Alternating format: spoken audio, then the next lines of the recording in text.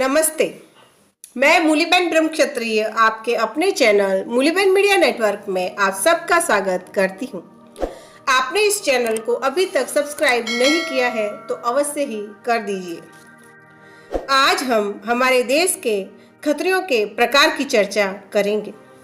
संपूर्ण जानकारी के लिए इस वीडियो को अंत तक अवश्य देखें। हमारे देश में खत्री जाति में अनेक प्रकार होते हैं, जैसे पूर्वीय खत्री, पछैया खत्री, दिल वाली खत्री, आगरे वाले खत्री, पंजा जाति खत्री, छह जाति खत्री, वारह जाति खत्री, सिकड़ा खत्री, सरीन खत्री, खुशुरान खत्री, अरोड़ा खत्री, भाटिया खत्री, लोहाणे खत्री, बाहुबल खत्री, सूद खत्री एवं ब्रह्म क्षत्रिय खत्री। इन सब के पूर्वज एक ही है। सभी खत्री एक ही मूल धारा से उत्पन्न हुए हैं। कुछ दशक पूर्व तक खत्री समाज की यह दशा हो गई कि सभी खत्री एक ही मूल धारा की उत्पत्ति होते हुए तथा सभी के पुरखे पंजाब के आदि निवासी होने पर भी विभिन्न पेशों को अपनाने, अलग अलग स्थानों पर बसने तथा अन्य विभिन्न कारणों से ये समूह अलग अलग से लगने लगे। अपने पुरातन संबंधियों से इतने दूर हो जाने तथा आपस में बहुत समय तक कोई संबंध न रहने के कारण एक समूह दूसरे समूह के साथ वैवाहिक संबंध स्थापित करने में भी संकोच करने लगा। अब हम विभिन्न प्रकार के खत्रियों का परिचय जानेंगे। सर्वप्रथम पूर्वीय खत्रियों के बारे में जानेंगे। पिछली कई शताब्दियों पूर्व से 16वीं शताब्दी तक पंजाब से आकर देश के पूरब के मैदानी इलाकों में बस जाने वाले खत्रियों के वंशज पूर्वीय खत्री कहे जाने लगे। पूर्वीय का सामान्य अर्थ है पूर्व की ओर पहले आने वाले। इस प्रकार हमने यह पूर्वीय खत्रियों के बारे में जाना। अब हम पछैये खत्रियों के बारे में जानेंगे। 17वीं शताब्दी से 19वीं शताब्दी के मध्य पंजाब से आकर पूरब में कलकत्ते तक बस जाने वाले परिवार पछैया खत्री कहलाने लगे। इन्हें लाहौरिया जयजाति भी कहते हैं। इनमें मेहरोत्रा, कपूर, खन्ने और सेठ अल्लों के परिवार है। पछैये का सामान्य अर्थ है पूर्व की ओर पीछे से आने वाले या बाद में आने वाले खत्री। अब हम दिल वाले खत्रियों के बारे में जानेंगे।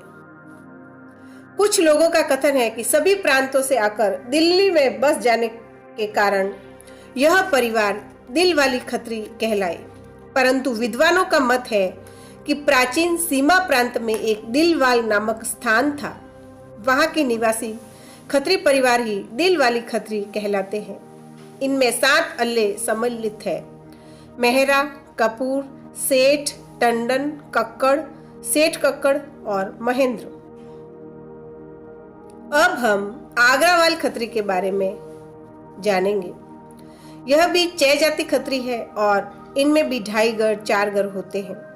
लाहौरियों से इनमें भेद इतना है कि पछैयों में सेठ शामिल है, जबकि आगरावाल में मेहरोत्रा, कपूर, खन्ना और टंडन होते हैं। राजा टोडरमल टंडन आगरावाल खत्री थे, ऐसा माना जाता है। अब हम पंजा जाति खत्री के बारे में जानेंगे। पंचनद प्रदेश के आदि निवासियों के वंशज इस नाम से प्रसिद्ध हुए। इनमें 5 अल्ले हैं: बैरी, बहल, वाही, विज और सहगल। इनकी भाषा, कार्य व्यवहार और प्रथाएं लाहौरिये जयजाति समूह के अति निकट मानी जाती है। अब हम 6 जाति खत्री के बारे में जानेंगे। अमृतसर तथा लाहौर के कुछ खत्री 6 जाति खत्री होते हैं। इनके अल्ले हैं टंडन, धवन, चौपड़ा, तलवार, कक्कड़ तथा बोहरा। अब हम 12 जाति खत्री के बारे में जानेंगे।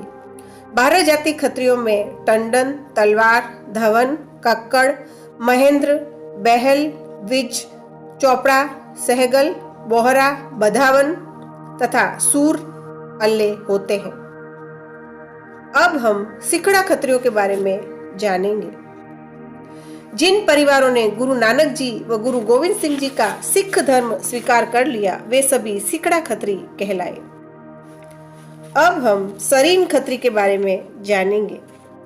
असरफुल तारिक ग्रंथ के अनुसार सरीन सर ए आइन का अपभ्रंश है, जिसका अर्थ है मुसलमानी कानून को मानने वाले। विधवा विवाह के संबंध में सम्राट अलाउद्दीन खिलजी की राज आज्ञा पर उनके मंत्री उदारमल खत्री तथा अन्य जिन परिवारों ने अपनी स्वीकृति तथा हस्ताक्षर कर दिए, उन्हें विधवा विवाह के विरुद्ध संघर्षरत खत्री परिवार नीची निगाह से देखने लगे तथा उन्हें सर ए आइन कहने लगे। यही शब्द बाद में सरीन हो गया। यह भी सच है कि स्वीकृति देने के बाद भी उस समय इन परिवारों ने भी विधवा विवाह को कार्य रूप नहीं दिया। सरदार बहादुर अमीन चंद ने भी अपने ग्रंथ में तारीखे कौम क्षत्रियान में भी इसी प्रकार लिखा है। अब हम खुखरान खत्री के बारे में जानेंगे। पंजाब के खोखर नामक एक ग्राम था। वहां के निवासी होने के कारण इन परिवार के वंशज खुखरान खत्री कहलाए। इनमें 9 अल्लों के खत्री होते हैं: आनंद, भसीन, सूर, साहनी, चड्ढा, कोहली, सेठी, कैरी और सब्भरवाल। देश विभाजन के पूर्व इनकी बड़ी संख्या अफगानिस्तान, फारस की खाड़ी देशों, सीमा प्रांत, पश्चिमी पंजाब में बसी थी। पेशावर और लाहौर के 2 इनके प्रसिद्ध गढ़ माने जाते थे। बंटवारे के समय इनमें बहुत कष्ट सहने पड़े। हजारों खुखरान खत्री कटे मरे। बहुतों को इस्लाम स्वीकार करना पड़ा।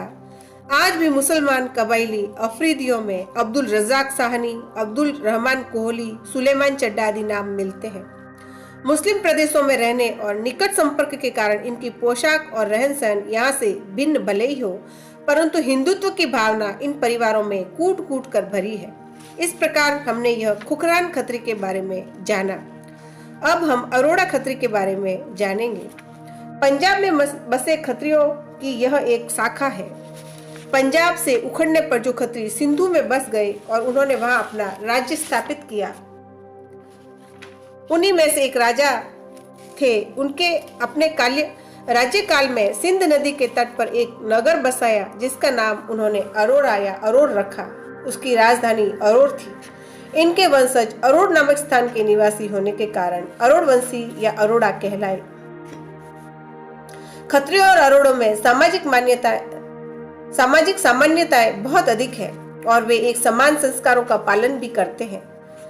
समस्त अरोड़ों का गोत्र कश्यप होता है। अब हम भाटिया खत्री के बारे में जानेंगे। जो भाटिये पंजाब के हैं वे अपने को खत्री मानते हैं और जो भाटिये राजपूताने के हैं वे स्वयं को राजपूत मानते हैं। पंजाब के खत्री भाटिये राजपूत कहे जाने वाले भाटियों से विवाह संबंध नहीं करते हैं। भाटिया शब्द की उत्पत्ति की एक कथा के अनुसार परशुराम जी के भय से कुछ क्षत्रिय परिवार भागकर भटने नामक ग्राम में जा छिपे थे। उसी स्थान के नाम पर उनके वंशज भाटिया कहलाए। अब हम लोहाणे खत्रियों के बारे में जानेंगे। यह खत्री नागपुर की ओर के हैं। इनकी अल्लों में सेठ, खन्ना, कपूर, चोपड़ा और नंदा है। सारस्वत ब्राह्मण इनके पुरोहित हैं। लोहाणे नाम पढ़ने की कथा कुछ इस प्रकार से है कि सिंध देश में कुछ क्षत्रिय राजा जयचंद्र के प्रतिकूल हो गए। दुर्गादत्त नामक सारस्वत ब्राह्मण ने 84 क्षत्रियों के साथ 21 दिनों तक एक लोहे के किले में रहकर तपस्या की। तपस्या के बाद बाहर निकलने पर इन क्षत्रियों के परिवार लोहाणे कहलाने लगे। खत्रियों में बाहुबल खत्री भी होते हैं। इनके बारे में कोई प्रमाणित लिखित विवरण प्राप्त नहीं हो सका है। अब हम सूद खत्री के बारे में जानेंगे। सूद भी अपने को खत्री मानते हैं। सन 1895 ईस्वी में लुधियाना से प्रकाशित रिसाला सूद पत्र के अनुसार इनका रूप रंग, इनके संस्कार, सूरता, बुद्धि, प्रतिभा और व्यवहार कुशलता सब खत्रियों की ही भांति है। खत्रियों से बहुत दिनों तक इनका संबंध टूटा रहा, परंतु इनका अस्तित्व बहुत पुराना है व यह भी खत्री ही है। इस प्रकार हमने सूद खत्री के बारे में जाना। अब हम ब्रह्म क्षत्रिय खत्रियों के बारे में जानेंगे। भारत में खत्रियों की कई उपजातियां हैं। उनमें से ब्रह्म क्षत्रिय भी एक उपजाति है। इनकी विशेष बस्ती पंजाब, कच्छ, काठियावाड़, गुजरात, मध्य भारत, बंबई और मारवाड़ में है। निवास स्थान परिवर्तन से इनके रहन सहन में विभिन्नता आ गई है, तो भी जनेऊ, विवाह आदि संस्कार, रीति रिवाज इनके खत्रियों के समान ही है। ब्रह्मक्षत्रीय खत्री परिवारों में भी विवाह के समय तलवार या कटार धारण करते हैं, सेहरा बांधते हैं और विवाह से पूर्व कन्या वर को वरमाला पहनाती है। इनकी जाति परंपरा क्षत्रियत्व की उत्कृष्ट स्मारक है। सारस्वत ब्राह्मण ही इनके कुल पुरोहित होते हैं। साधारणतः ब्रह्मक्षत्रीय खत्री इंगलार देवी के उपासक होते हैं। ब्रह्मक्षत्रियों की व्युत्पत्ति की अनेक कथाएं हैं, परंतु आधुनिक लेखकों का मत है कि बौद्धों के आतंक और यवन काल के उत्पीड़न से अपने शुद्ध क्षत्रिय रक्त की रक्षा करने के लिए कुछ खत्री परिवार दक्षिण भारत तथा गुजरात में बस गए। मुस्लिमों के दक्षिण और गुजरात विजय के उपरांत वर्ण संकर जातियों से अपने रक्त की रक्षा करने के लिए इन क्षत्रियों ने स्वयं को ब्रह्म क्षत्रिय घोषित किया। उत्तर भारत के क्षत्रियों और ब्रह्म क्षत्रियों में बहुत कम भेद है। इस प्रकार हमने यह ब्रह्म क्षत्रिय खत्री के बारे में जाना। इस विवरण से स्पष्ट है कि खत्री समाज में समूहों के आधार पर हुए विभाजन के कारण समाज में संकीर्णता का दायरा छोटा होता गया और एक समय वह आया जब खत्रियों में अपने अपने समूह के अंदर ही पारिवारिक और वैवाहिक रिश्ते सीमित रखने का नियम बना लिया। खत्री समाज को इस अधोगति से बाहर निकालने के लिए अखिल भारतीय खत्री महासभा की स्थापना की गई। इस प्रकार आज हमने हमारे भारत देश में खत्री के विभिन्न प्रकारों के बारे में जाना। समाज में इस ज्ञान का प्रचार करने के लिए इस वीडियो को शेयर अवश्य करें। आज बस इतना ही। धन्यवाद।